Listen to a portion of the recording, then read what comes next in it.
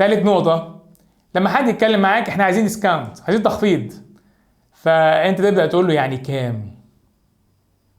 فهو يقول لك لا لا لا احنا بس شايفين الرقم ده كبير خالص، احنا عايزين تخفيض. ايوه التخفيض ده كام؟ انت متوقع الديسكاونت دوت يتحرك ازاي؟ اطلب منه هو يقول رقم، لان ساعات هو يبقى في دماغه صورة ذهنية عن المنتج مختلفة خالص عن اللي في بالك. فمهم جدا اللي هيقول رقم الاول هو اللي هيحط نقطة مرجعية الاول. فاطلب منه يقول رقم، ولما يقول رقم امشي خطوة وهو يمشي خطوة. ما تبدأش توصل لكل الديل بتاعك لاخره يعني من اول جملة. ابدأ امشي خطوات بسيطة. قبل ما تروح قسم الخطوات ديت، اعرف السقف بتاعك في التخفيض قد ايه لو هتعمل تخفيض. تاني حاجة التخفيض مش على الفلوس بس، ابدأ اعمل خدمات كتير، والتفاوض ما يكونش على السعر بس. نقول خلاص انت هتاخد المادة ديت بالمبلغ دوت والخدمة ديت، هنخفض كذا، هنقلل من كذا، هنشيل كذا لو انت عايز توفر في كذا.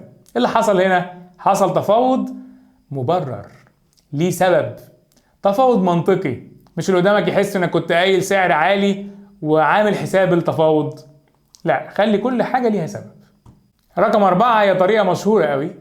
لما واحد يجي يشتري منك ويقول لك ايه، لا لا بس ده مش اللون اللي بدور عليه. زي مثلا تشتري عربية يقول لك لا ده مش اللون اللي بدور عليه، او لا ده مش المنتج اللي انا متعود استعمله، او لا لا مش حلو.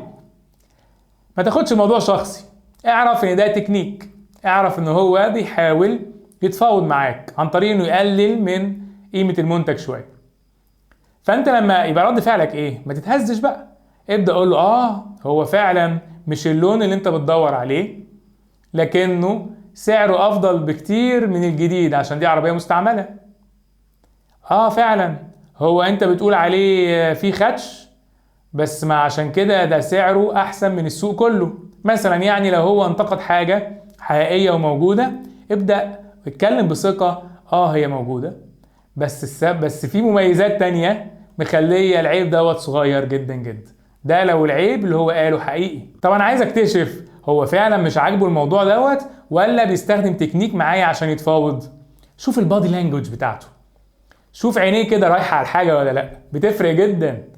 اللي بيعمل ميتينجز كتير وقاعد بيتكلم مع العميل بيبان جدا هو انبهر من البرزنتيشن بتاعتك، انبهر من الديمو اللي استعمله، بيشتري عربية قاعد معجب بيها جدا. شوف البادي لانجوج بتاعته، شوف تعبيرات وشه، شوف الكلمات والمصطلحات اللي هيستعملها، وكل دوت يخليك تكتشف هل هو فعلا بيستخدم تكنيك ولا في حاجة مش عاجباه.